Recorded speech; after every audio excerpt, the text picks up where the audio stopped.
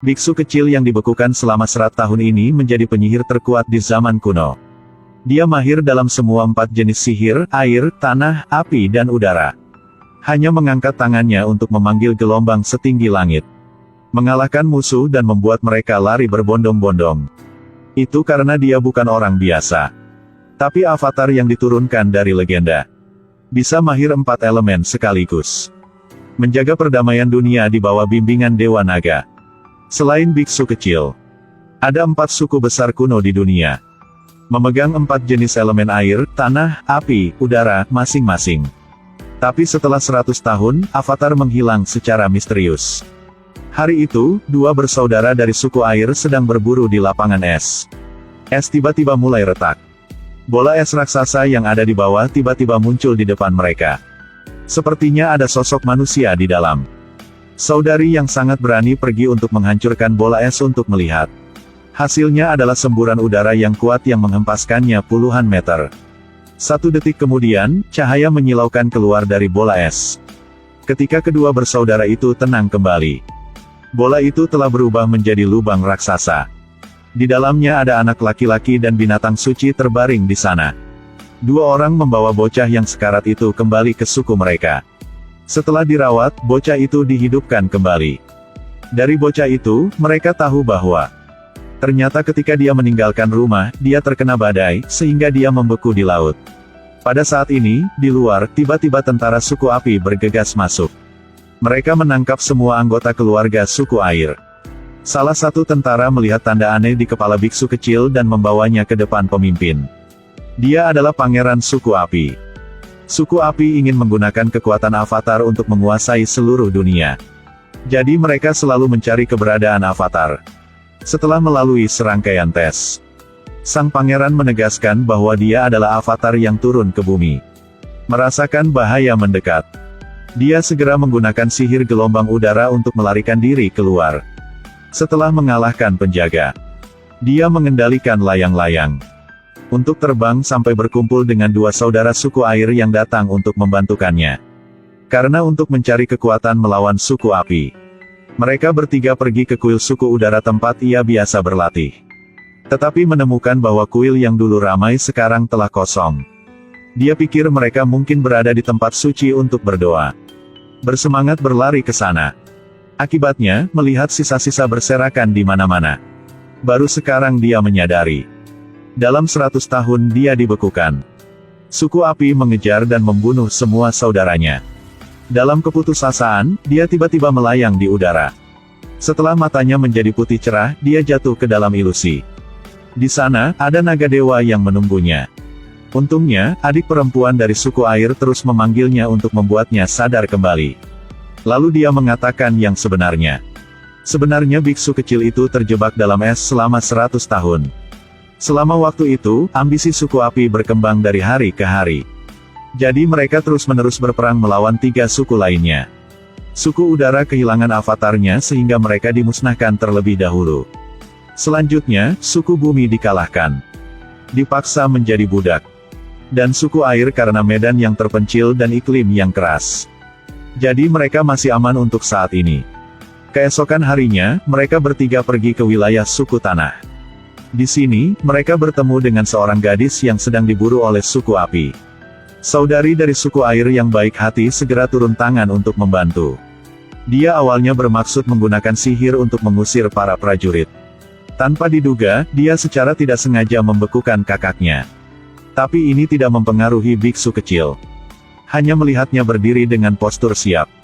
Pasir kuning di bawah kakinya langsung naik. Dia baru mengangkat tangannya ketika 2 prajurit suku api dibuang jauh. Menyadari bahwa tidak mudah untuk menghadapinya. Suku api bersiap untuk melampiaskan amarahnya pada suku tanah. Api yang berapi-api terbang lurus ke arah mereka. Tanpa diduga, pada saat ini dinding bumi tiba-tiba muncul dari tanah. Dan memblokir pukulan fatal ini.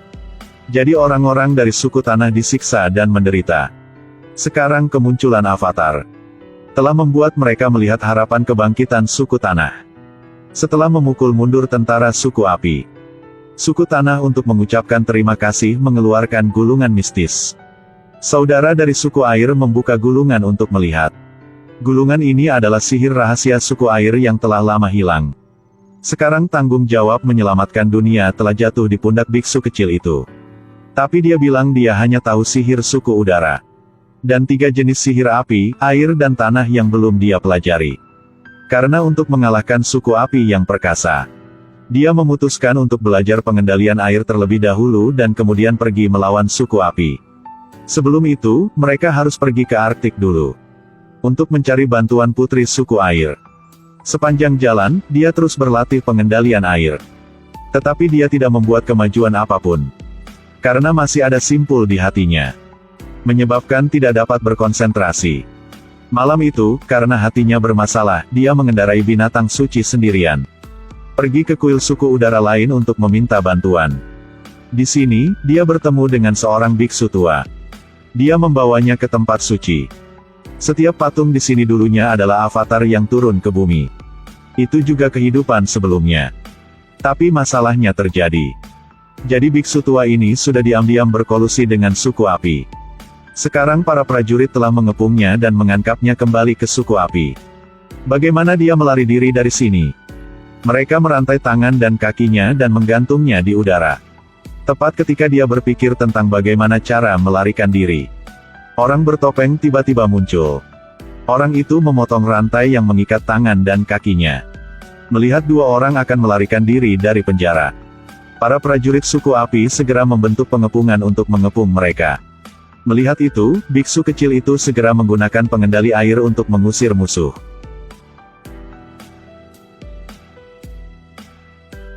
Bahkan tentara suku api tidak berani membunuhnya.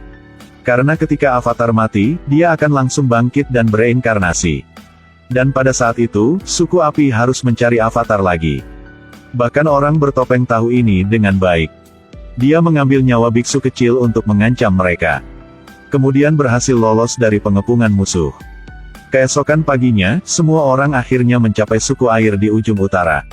Setelah mengetahui bahwa avatar datang ke sini, putri suku air mengirim penyihir terkuat untuk mengajarinya poin utama pengendalian air.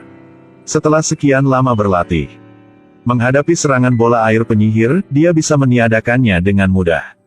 Gilirannya untuk menyerang. Dia menahan napas menerapkan sihir yang telah dia pelajari. Tetesan air secara bertahap membeku di udara. Air seluruh suku air dimobilisasi untuk naik. Tapi dia masih tidak bisa melepaskan ikatan di hatinya. Menyebabkan ketidakmampuan untuk benar-benar menguasai pengendalian air. Tapi dia tidak patah semangat. Tapi dia rajin berlatih hari demi hari. Pada hari itu, abu yang tak terhitung jumlahnya jatuh dari langit. Pasukan suku api yang besar telah mengepung di keempat sisinya. Karena untuk segera menyadari kekuatan suci di tubuhnya. Biksu kecil itu bermeditasi di tanah suci suku air. Pada saat yang sama, suku api mengendarai iguana dan memanjat tembok suku air. Para prajurit di belakang mereka langsung melemparkan bola api ke dalam. Di bawah serangan petasan, yang menyala pada 1000 derajat Celcius. Dinding suku air juga memiliki lubang di dalamnya.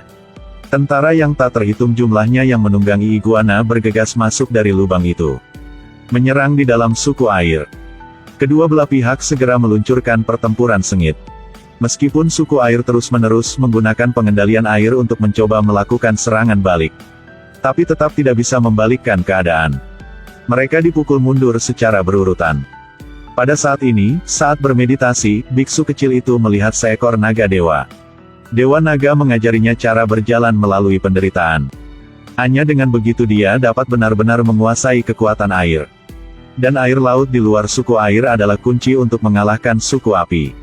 Setelah itu, dia bangun dari meditasi. Melihat pemandangan yang sangat tragis di medan perang. Dia tahu dia perlu maju dan mengakhiri tragedi ini. Dia berjalan dengan mantap menuju dinding. Menutup matanya. Wajah saudara-saudara persaudaraan muncul di benaknya. Dia akhirnya melepaskan ikatan di hatinya. Dia tenang, mengerahkan pengendali air. Matanya telah berubah menjadi biru dan putih yang mempesona. Dalam sekejap mata, laut naik menjadi gelombang besar yang bergulir ke langit. Pada saat itu, kekuatan air terlihat jelas. Di bawah ancaman yang menakutkan ini, para prajurit suku api benar-benar kehilangan kepercayaan diri mereka, dan mereka semua lari berbondong-bondong. Semua armada juga terburu-buru untuk pergi dari sini. Bahaya telah berlalu. Akhirnya, atas permintaan orang-orang suku air, biksu kecil telah resmi menjadi avatar. Bertanggung jawab menjaga perdamaian bagi dunia.